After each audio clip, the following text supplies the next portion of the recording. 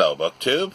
It's Sunday morning, and it's time for another shelf tour. We're sticking with my books about books, and I'm skipping a few shelves ahead for the collecting shelf in a bit.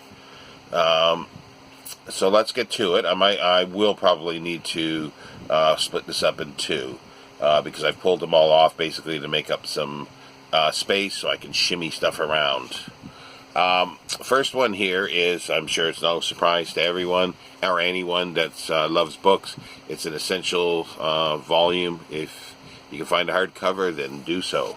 It's Gentle Madness by Nicholas A. Basbanes. And the subtitle is Bibliophiles, Bibliomanes, and the Eternal Passion for Books. And it is lovely. I've read it several times. I had it in Canada, and I bought it here. And, I paid an enormous price for it, $4.99. The price of books these days. And it just is beautiful. He goes through all periods. He talks about people who have murdered for books, booksellers, weird people, two brothers in New York that collected paper and that died. They collect, well, it's not funny they died, but it's amusing how it transpired, I suppose. But you have to read the book to find out. No spoilers. This is 1995 by Henry Holt & Company, and it's over 600 pages, so it's quite good.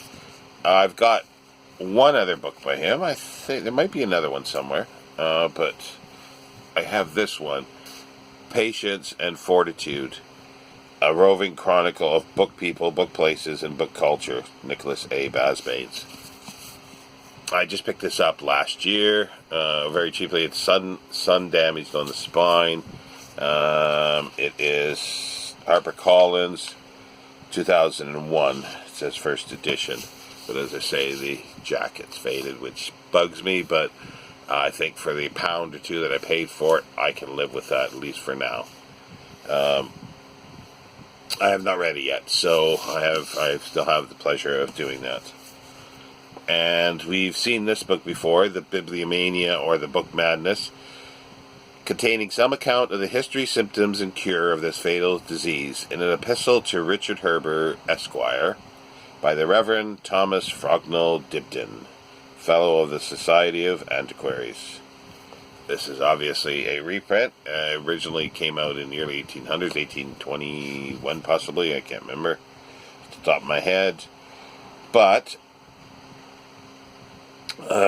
this is an edition by Tiger of the Stripe, 2004. And it's edited by Peter Dankworts. This edition is.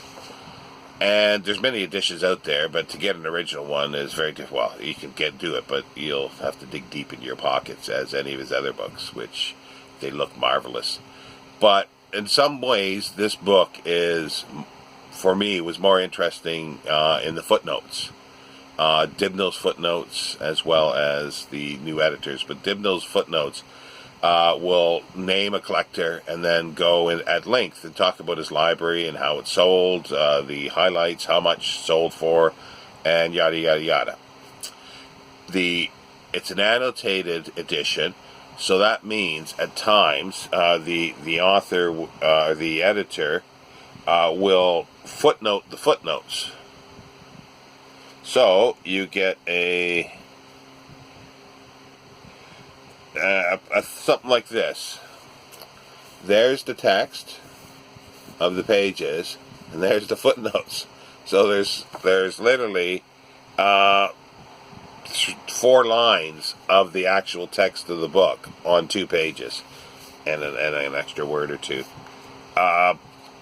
It makes reading a little difficult if anybody's done that. But it's definitely worth going through if somebody's interested in this, and it's just a fantastic read. Here's one, The Fear of Books by Holbrook Jackson. I've got a few of his books.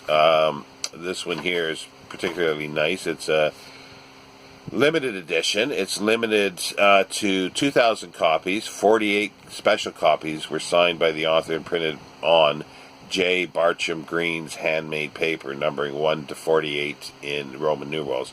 My copy is 145 of the 2,000. It is sun-faded. It's a little rough around the edges. It's published by the Sonkino Press and Charles Scribner's. That's in London, and Charles Scribner's in New York, 1932. But he says, this book is complete in itself, but I'd like to think of it as part of its predecessor, The Anatomy of Bibliomania, H.J. And I do have that here in a reprint, sadly. We'll get to it eventually. Probably not on this video. Well, I'll dig it out actually now. But yeah, there's some great titles there, like on poisonous books. Now, I had, when I saw that, I go, ooh, is it going to be like The Name of the Rose, where the ink was poisoned, so the person licking the pages and then dies? But sadly, not really. Just books that were thought to be poisonous to the mind, I think the gist of it was. I've got another one besides this, but since it does mention this book, the book about books, The Anatomy of Bibliomania by Holbrook Jackson.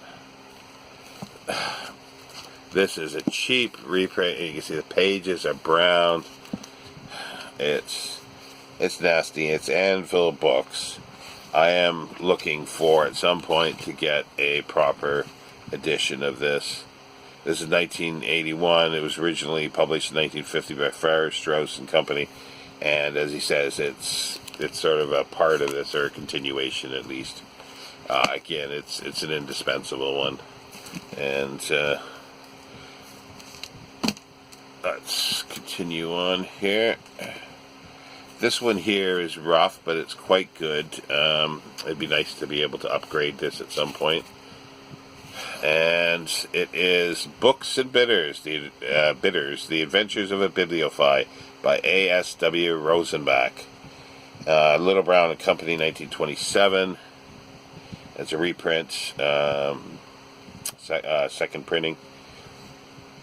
And Amy, in reading the second chapter of her Fishers of Books, the author Curry mentions, among others, Rosenbach. I believe it was in there, or was it in the first chapter? But mentions that he was a book dealer and collector, I suppose. But yeah, so this is his book.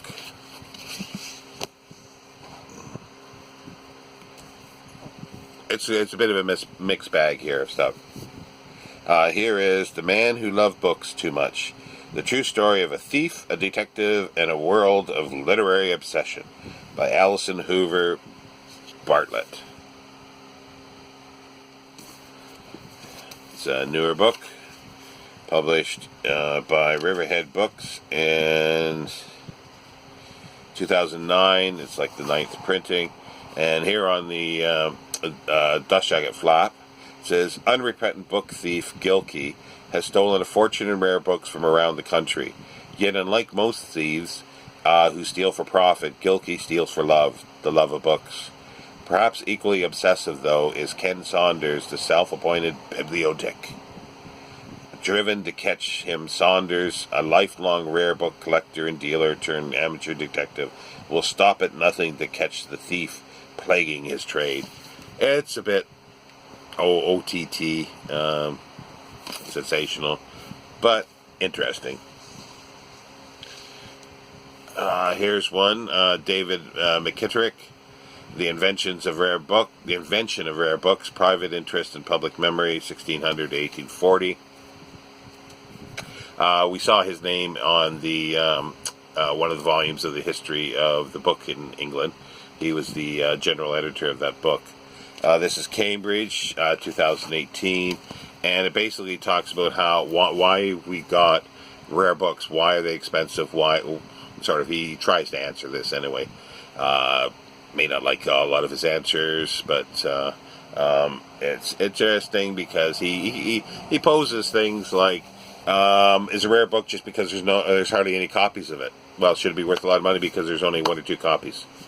Well, the most sensational pieces of junk, sort of, that's, for instance, was sold maybe 50,000 or more copies in Victorian era, and everybody had it, and everybody disposed of it. It was used for boot polishing, the paper, wrapping Fisher cheese, lining trunks, you name it, fire starters. So there might hardly or be no copies left. So is that extremely rare, or something that was printed in, especially to be a small print run? Yeah, so he goes through questions like that, which are quite interesting.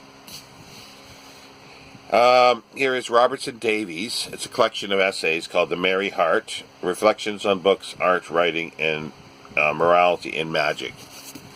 It's quite water-damaged and sun-faded. It was supposed to have been as new, but, well, as we know, that doesn't always happen. This is Viking, 1996. This probably doesn't necessarily belong here.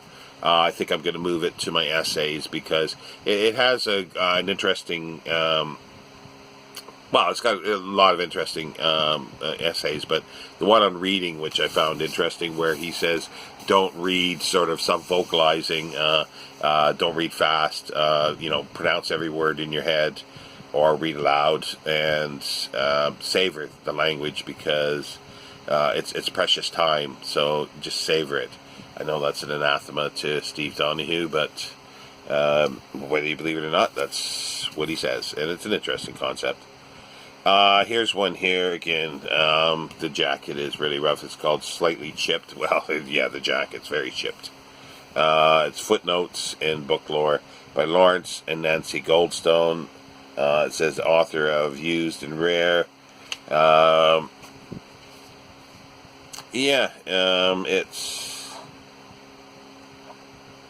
It's interesting.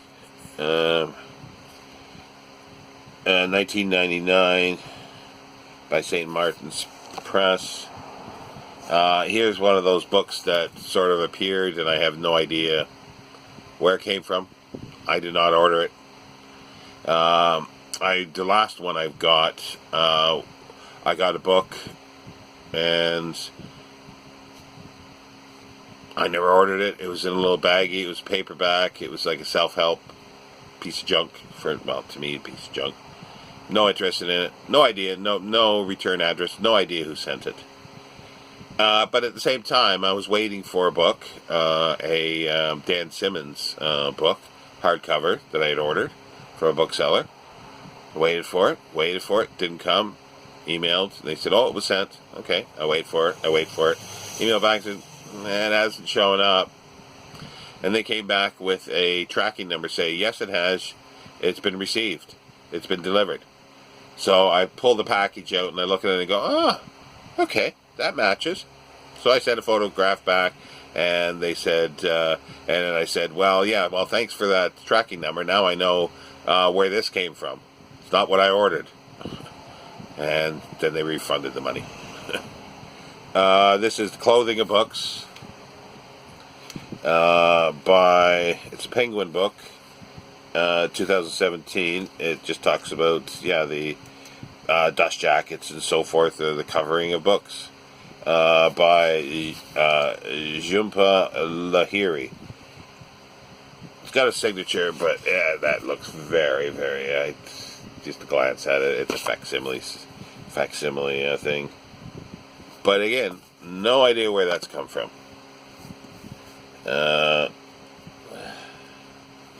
This is good. The Romance of Book Collecting. I do prefer older books.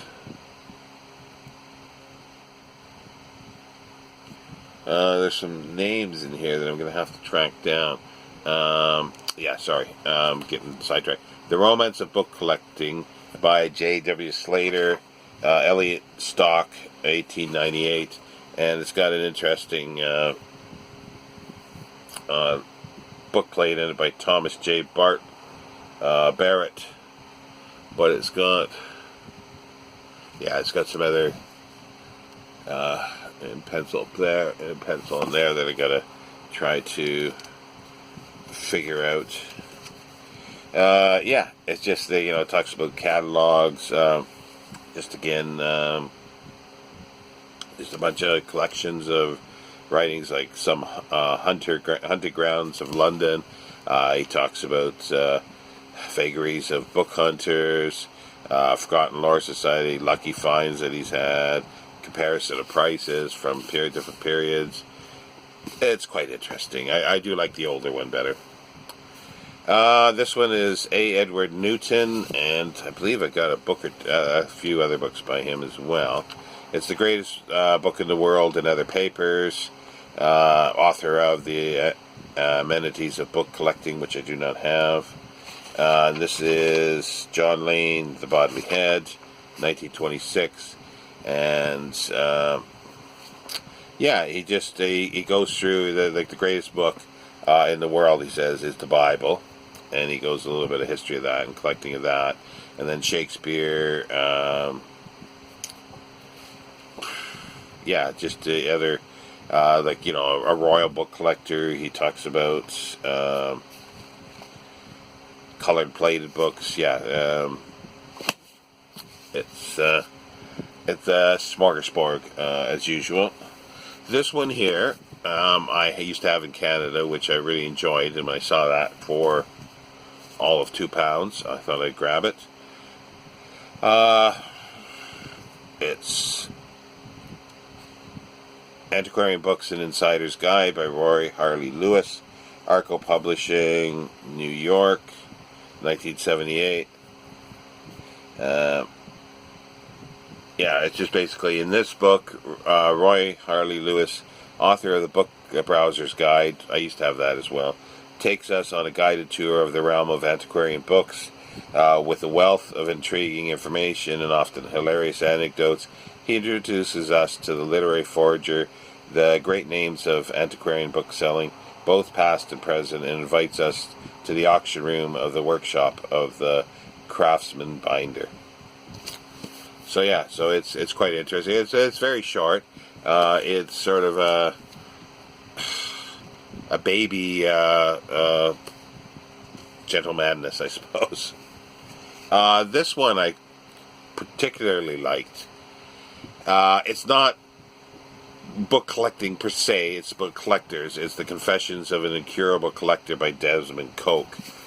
He was a big collector, and he sort of saved a lot of stuff of the caricaturist Rawlinson. Most people know Gilroy, but until I read this, I'd never really heard of Rawlinson. And, well, the name was there, but and then I started looking into him more, and I actually like his stuff better than Gilroy, or Gilray. But I can never afford the original, so may pick up a book or two at some point.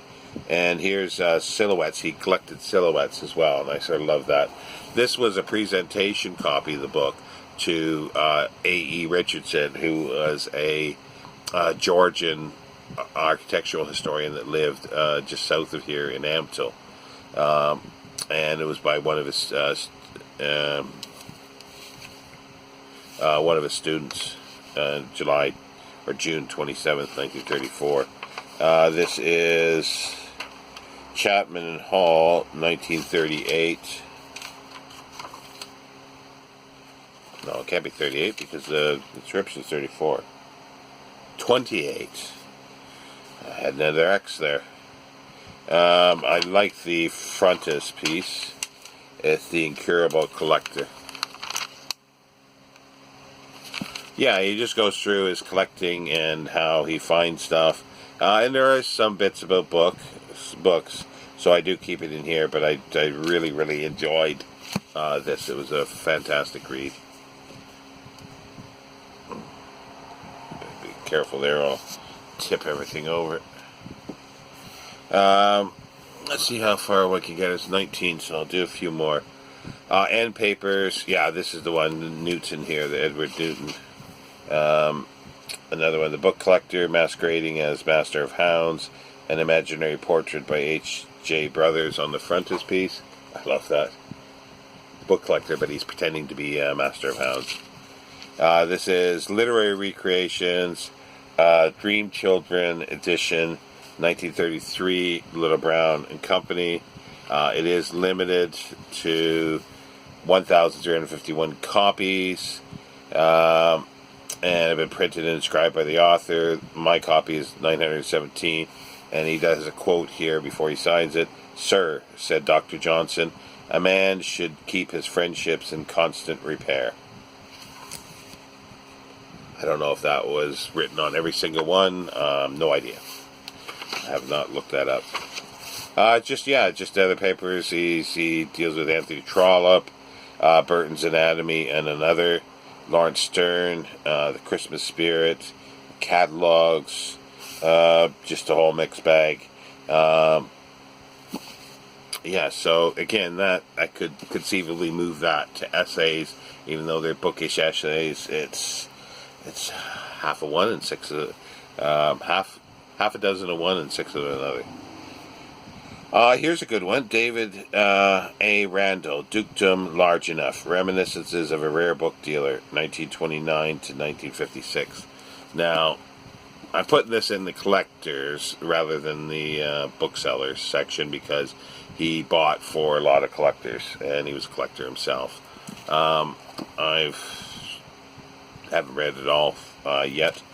This I learned about from BookTube channel, Byways in Bookland.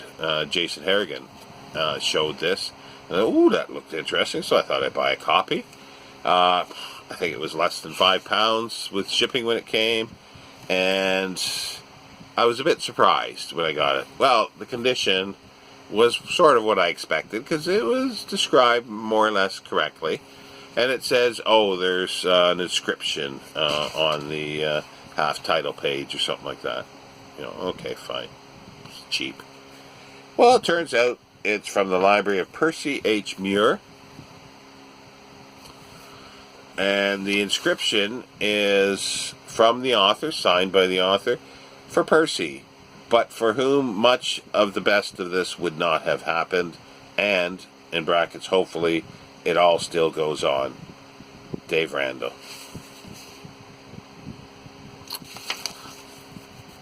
Jacket's rough, but I can always replace the jacket, but I cannot replace the connection, the association copy with that.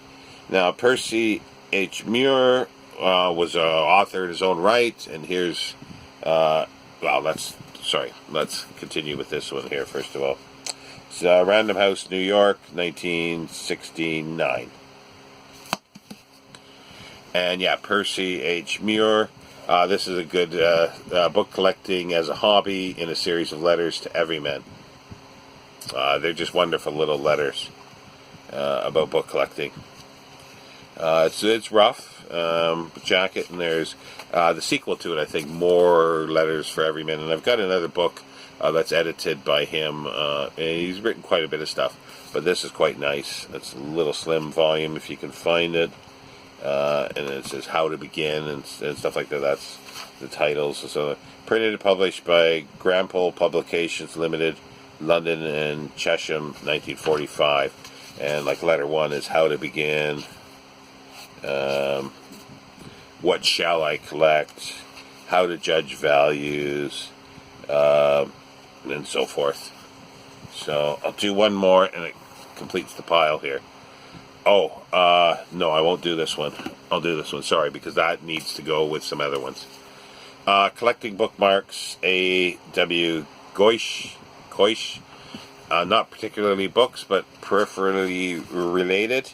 David and Charles, one of my favorite publishers, 1974.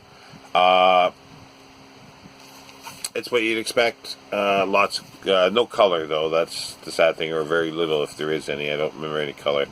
I haven't read all the text. I've read bits and pieces and the captions, and just had to get it because it's bookmarks. But anyway, that's part 1 done. Once I upload this, I will come back and do part 2, and then we're done more or less. I think the collecting part, and then we can move on to if anybody's interested in illustrations, like book illustration. I have like most of that shelf right here that you can see is book illustration. Waggling the finger at it. Okay, I'll see you in a bit, BookTube, however long it takes to upload this. Take care. Bye.